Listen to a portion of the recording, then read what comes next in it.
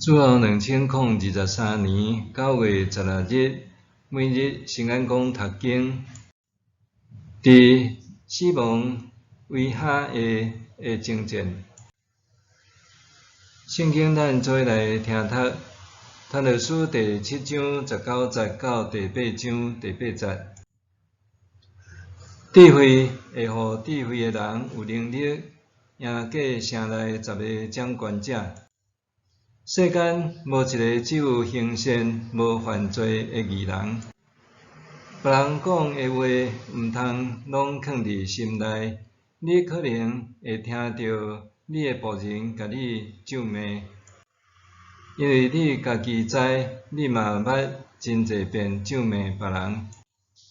这个代志，我捌用智慧试验。我讲，我要做有智慧的人。毋过智慧离开我真远，智慧远搁深，减有人找袂着。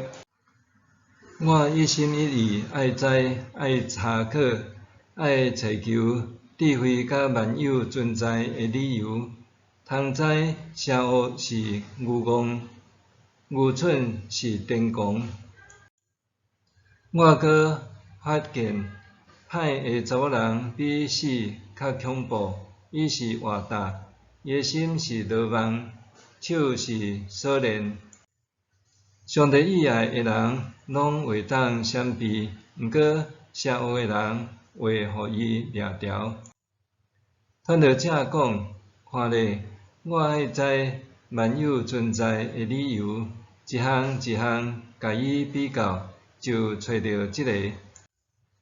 我一直伫找，犹找袂着。伫1000人的中间，我找袂着一个查甫人是正直，毋过连一个正直的查某人都找袂着。看咧，我只有找到即个，就是上帝创造的人，本来是正直，做是因想出真侪诡计。啥人真正有智慧？啥人会晓解说代志？人的智慧，互伊的面有光彩，嘛互伊凶恶的面改变。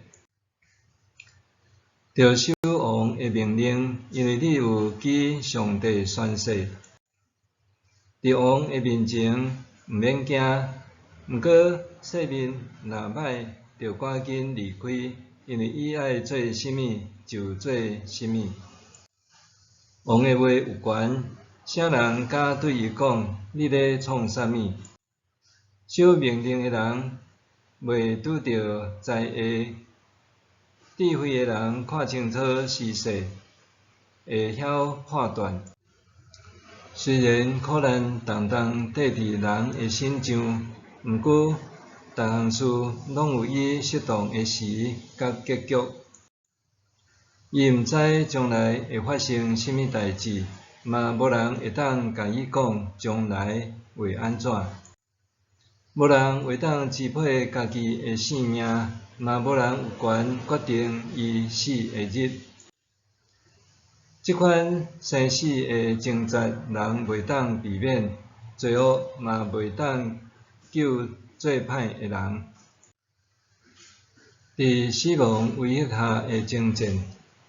生活点欠缺自由、受恐怖威胁的人，遭遇死亡的不安甲酷刑的痛苦，是因每一工拢无法度逃避的恐惧甲征战。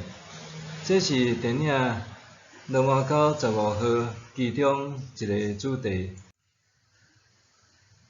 观看后，带领的牧师问大家：假使有一日台湾倒转去以前，咱做伙互关入去集中营接受洗脑课程，伫恐惧的压迫下，咱的信仰还会留落偌济来支撑家己的性命？这个提问，互我想到阮陈周作的小说《沉默》。这本册用日本天主教徒遭受政治迫害做故事主轴，其其中一位人物结出龙是伫压力下面背教，搁做稳力的基督信徒。伊大赞耶稣的圣上2摆表明背教，却伫出卖神父了后，搁去关禁神父的位那边，叩求神父听伊虔诚的告解，希望上帝赦免伊的罪。伫小3年，结出龙代表着稳力的基督徒，经历随时准备好要背教。暗暝却搁恳切求主耶稣甲圣母玛利亚原谅的生活实况。背教马上反转诚侪因保有信仰的唯一方式。日本的信徒经历260年的迫害，为了保命反复背教，却踮暗中保有信仰，伫两者之间穿梭来回。伫这反复中，基督信仰暗中受传承落来。安尼的态度，也是传道书的中正观。只有聪明的人，才会当借着智慧避开专制政权的严厉压迫，借着伫异邦统治的忠正为奴，来支撑以色列的信仰。延续民族的血脉。传道书第8章第29、第5节，提醒有机会晋升到君王身边的聪明人，毋通家己掠做伫权力核心的位，就特权逃避死期。伫遐人犹原逃不了死亡的威胁，目睭要是着铁壳金嘞，才会当带着信念，避免参与做歹，战战兢兢完成王的命令，通伫劫项中求生存。犹太人受掠的故事中，一直无欠缺安尼的典范。但以理、以斯帖、所罗巴伯、尼希米拢是，甚至背逆的犹大王马西受掠到巴比伦了后，伫痛苦中向上帝祈求的时，上帝也垂听伊的祈祷，互伊转去耶路撒冷重新执政。诚侪值得肯定的传奇。究竟是啥人会当见证信仰的价值，延续教会的命脉？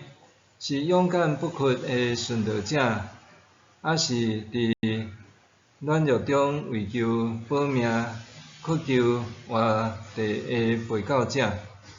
对遥远的历史往回观望了后，我只愿讲，迄对上主保有信心的人，才会当为家己找到稳妥的力量，去面对今仔日无法度用聪明研判，是毋是还会当存活的明仔载。